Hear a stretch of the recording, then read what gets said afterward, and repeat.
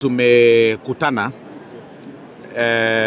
kama jamii ya Omogusi tukiwa watu takriban 3,000 katika hii hoteli yetu ya Camel Park hapa Kisii, na ni viongozi ambao wamekuwa drawn from kutoka 45 wards zetu za Kisii County,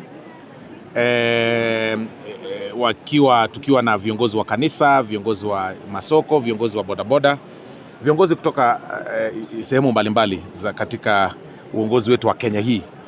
Na nia yetu kuu ilikuwa kukutana na kufanya ile tunaita stock report ama midterm report and review. Tumeangalia tangu serikali hii ingie uongozini kutoka 2022 hadi saa hii 2025, ni nini ambacho kimefanywa Kenya hii na haswa ambacho kimefanywa Kisii hii. Na of course tumeweza kutaja maneno ya barabara ambazo zinajengwa hapa sehemu zingine. Tumeweza kutaja maneno ya hospitali, maneno ya SHA, tumeweza kutaja maneno ya agriculture na impact kwetu hapa. Alafu wananchi of course wamekuwa pia wakitueleza kwamba hata kama sehemu hii imejengwa barabara, kuna sehemu hazijaguzwa hivyo, na ndiposa tukakutana wakatueleza kwamba sasa tunataka tujue ni njia gani nyinyi kama viongozi mmepanga kuleta hayo maendeleo katika hizi sehemu zingine. Kwa mfano kuna constituencies 2-3 ambazo kidogo ujenzi wa barabara haujaanza, lakini pia wanasema kwamba kuna yale mengi ambayo yamefanya. Unapata pengine kuna maneno kama ile ya housing ambayo inafanywa kule, kuna maneno pia vile nimesema maneno ya SHA na maneno kama hiyo. Na pia tumewahamasisha wenzetu hapa juu ya hela za serikali za mkopo ya kuanzisha biashara, kama zile hela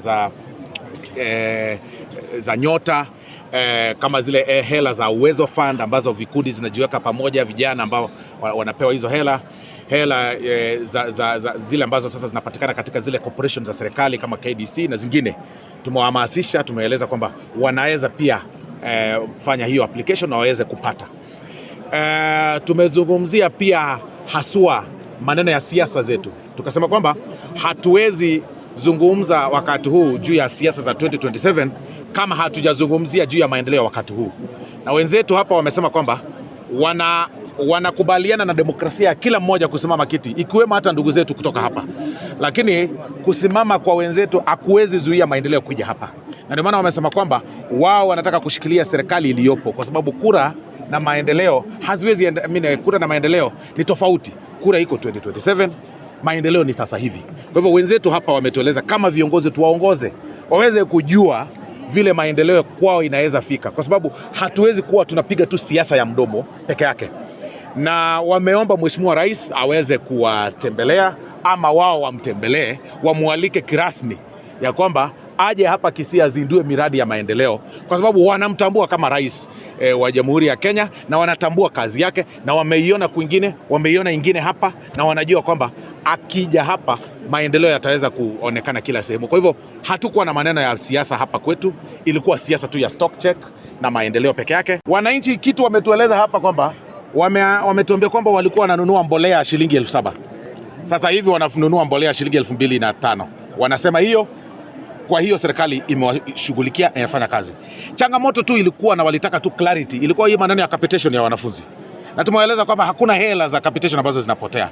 Wanafunzi serikali itaendelea kugharamia na make sure kwamba watoto wetu wako shule.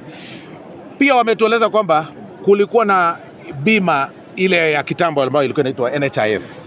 Wakatuambia kwamba wakati huo kitambo kulikuwa na challenge kidogo, ilikuwa inalipa kitanda peke yake 18,000, 1,800, hivyo namna hiyo. Sasa hivi wengi wametueleza kwamba wameenda hospitali, especially zile level kama zile level ambazo zinafanya operation na hiyo kazi zingine, wameenda, wengine wamelipiwa hadi 1,000,000, wengine 1,500. Kwa hivyo hatujapata sana maneno hayo ambayo tunayasikia. Wanasema kwamba walikuwa wananunua gorogoro moja ya mahindi wakati serikali ya kitambo ilikuwa shilingi kama 150 ama 200, 250 actually. Saa hii wanasema ni 100. sasa ni ngapi?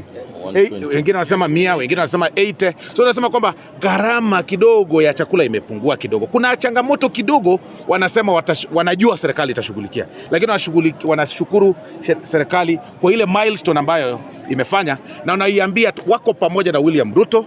Hapa ni Kisii, lakini wanasema maendeleo kwanza, siasa kando, na ndio maana wako pamoja na William Samoei Ruto. Ama nyinyi mnasema namna gani? Hivyo ndio wamesema. Yes. Kwa miaka miwili ambayo Mheshimiwa Rais amekuwa rais wa Jamhuri ya Kenya, tumefanyaje kama watu wa eneo hili?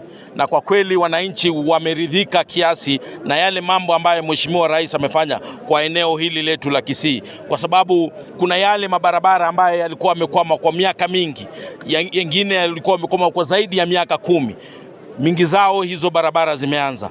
Kuna ile cancer center ambayo kwa miaka mingi ilianzishwa na gavana aliyepita, Gavana Ongwae, ambaye ilikuwa imekwama kwa miaka mingi. Hiyo cancer center imeanza, ingawaji yule contractor ambaye yuko pale hayuko kwa kasi vile tunategemea, lakini pesa zote yamelipwa. So kuna yale mambo kama maneno ya mbolea ambaye imepunguzwa bei. Wananchi wanataka ile mbolea iweze sasa kufika kwa constituency. Mahali iko zingine iko kwa town, itoke town iende kwa constituency, ziende kwa ward level ili waweze kupata mbolea kwa haraka. Kuna mambo ya stima ambayo Mheshimiwa Rais ametupatia takriban bilioni 3.3 ili iweze kusaidia wananchi wa eneo hili la Kisii waweze kupata stima, kwa sababu ukiangalia kwa kaunti nyingi zaidi, kwa zile kaunti ambazo ziko chini sana maneno ya stima, ikiwemo hii Kisii, ndio ile kaunti ambayo iko chini zaidi kwa maneno ya stima.